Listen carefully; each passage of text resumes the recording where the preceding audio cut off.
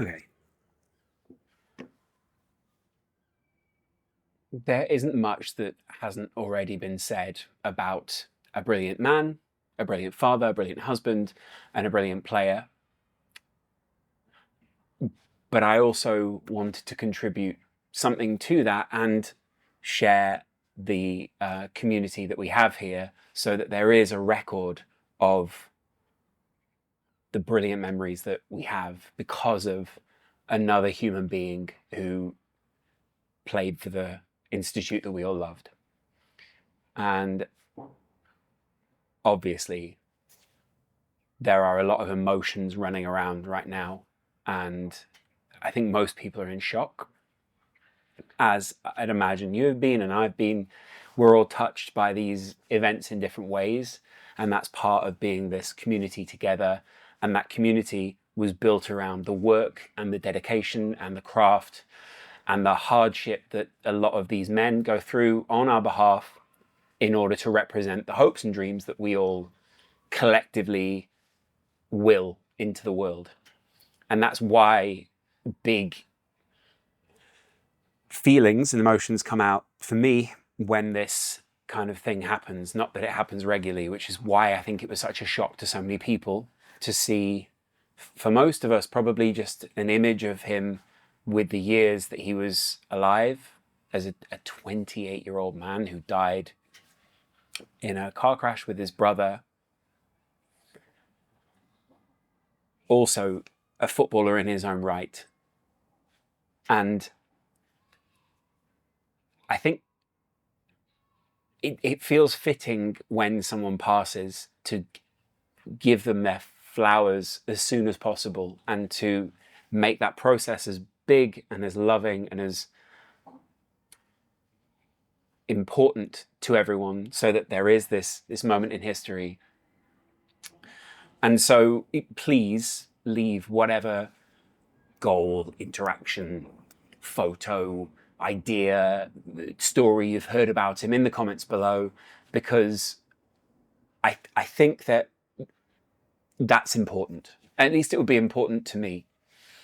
And of course, I know everyone else is thinking about his wife, his family, all the people around him, his friends, the teammates.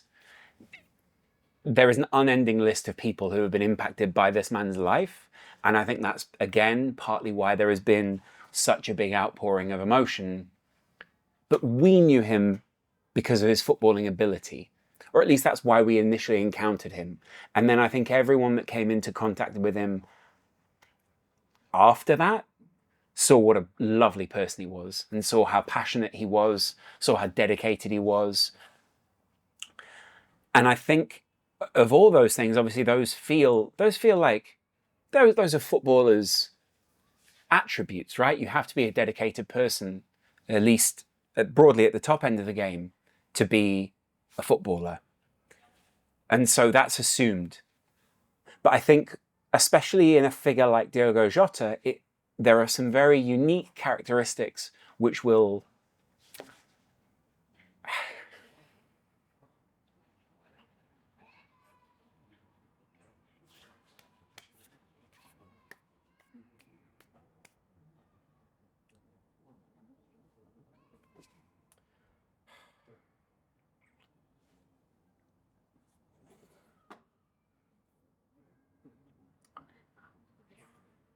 I don't know how you felt about this today.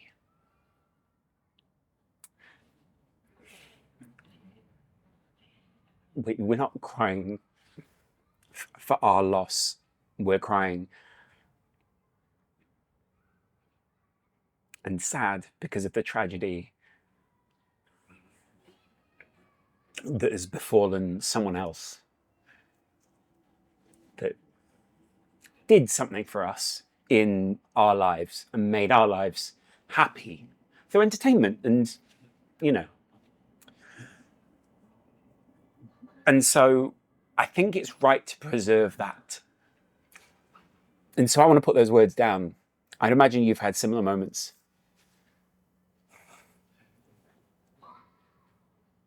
today.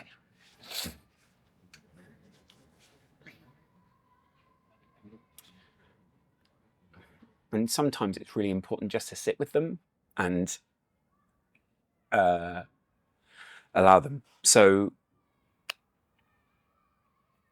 I've seen a lot of brilliant tributes on TV. In fact, you know, Liverpool as a city has dealt with a lot, and I think every city has, but Liverpool in particular has engaged with that identity, and so we're also very good as a community, and that's one thing that I hope internationally other people see and take on, so that together as a fan base we can be the supportive people that we want to be and that we keep aspiring to be through being part of this community. And I think Diogo felt like he understood that because the interactions people have with him. And so to preserve that in history as a legacy is really important to me. And so also, so the real part that I guess I loved is, first of all, he embodies an era for us, right? An era which was very special to me and I'd imagine was also very special to you. Klopp, that team, they were so good. And then he came in and made it better. And that was, that felt like a feat that most people wouldn't have been able to do. I think people forget when he came in after we felt like we were really good. And he became part of, or the fourth piece of that front line, which for so long we tried to shift the Rubik's Cube to work out where the pieces fit or how they all interlock around Mane, Firmino, Salah. And so when this humble, slightly, I guess quiet, he felt shy, but I don't know if he was, character came in with a reputation that was good, but not, we weren't bringing him in on the back of like a storming season. We were bringing him in on the back of the idea of this underlying brilliance or edge that he could give. And I don't think anyone would have seen or foreseen what it was that he brought with him, that humble nature, and how you have to be such a smart person and humble person in order to move in the way that he did, to have such brilliant ability, and yet to sometimes take the bench, or it's not the back seat, but one of the other seats, so that these other people can thrive, and to be alongside them every day, to push them, whilst also pushing yourself, whilst being loved by them, whilst also being one of the members of the team that people adored. That's something to preserve, along with this era of Klopp, which, again, he is such a great tribute to. And the personal side of things, I can't really speak to, because I only ever had brief passings. But everyone always said what a great guy he was. Everyone always said how they made him feel, how he made them feel, how he was a valuable part of the dressing room, how being the fourth man and then becoming the third man and then constantly shifting around within this team was so well handled. There aren't many people who can do that. And it's so unique. And I understand I'm talking about a footballing ability here on such a deep time, but I think it shows a level of character to be able to have that level of scrutiny, to be able to have that level of fame, to be able to have all these levels, this brilliant life that he was building and had built. And for that to be an enduring legacy. There are brilliant people around Anfield today who are, on TV and speaking on the radio, and I've really enjoyed hearing some of those tributes, and I hope you have too. And it is fitting to say something about a player that we all cared about, because these people feel invincible, they feel untouchable, and very often they end up being treated like an asset, which is discardable or tradable or movable within the team, and they have to deal with that. But when that ends so abruptly, and I understand this part of it's very trivial in the grand scheme of things, it is a good thing to remember how much and how profoundly they impacted you. And very often I kind of wish that you could, boy, is there a set of fans that will let you know while you're alive how good you are?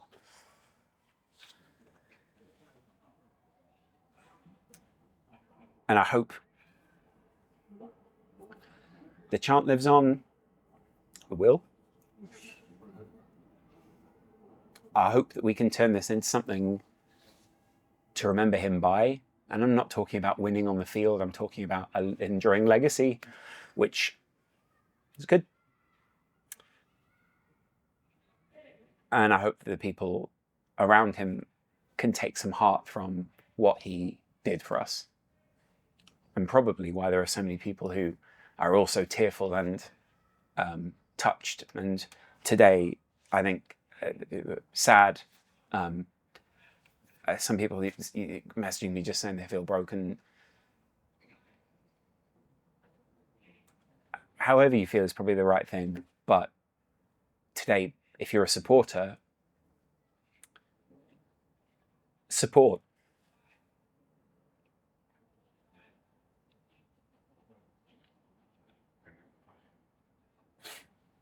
I want to make sure there's nothing that I've left off this. My favourite things. Number one,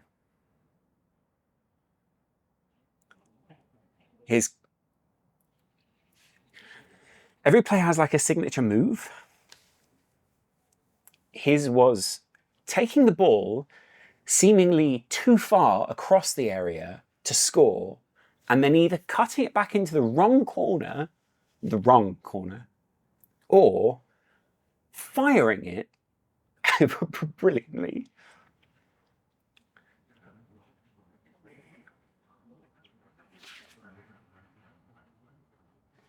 Right where it's unsavable.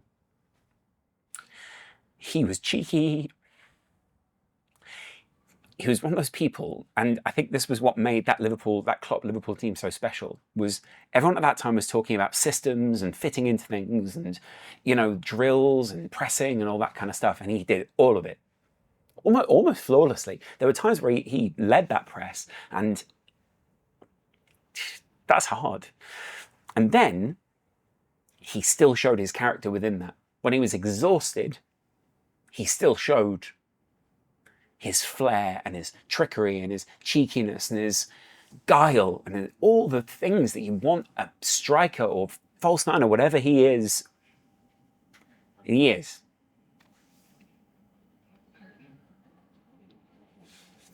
To be. And in the coming weeks, there'll be tributes, there'll be funerals for both of them. There'll be big media moments where it's okay to feel bad and sad about it.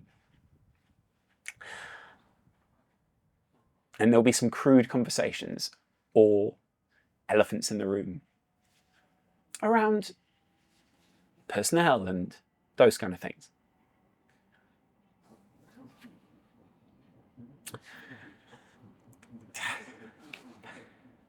There is no replacing people.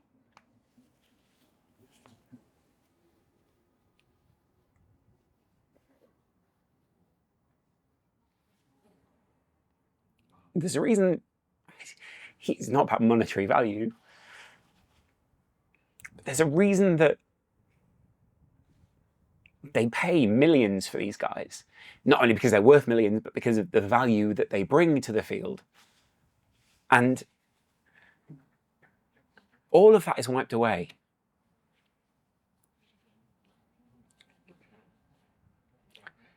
Because it doesn't matter.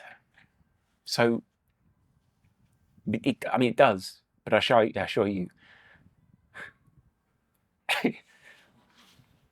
like Bill Shankly said, it's something much bigger than that.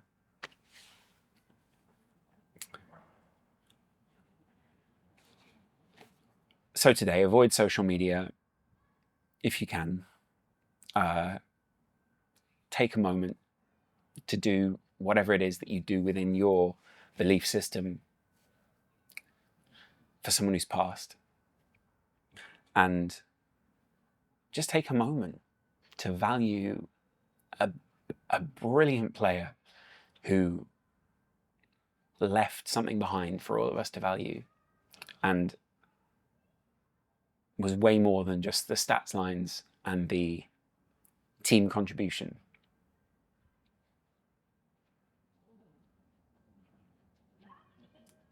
You'll never walk alone is a very poignant phrase. And it's especially poignant at a time like this. So let's do what we think our club embodies and come together to be happy, sad, and to pay tribute to, by all accounts, a lovely man. I hope you made it to this point, because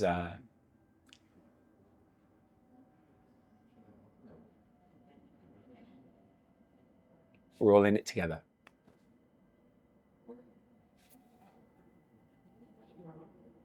Appreciate you guys. There isn't a sign off for a video like this.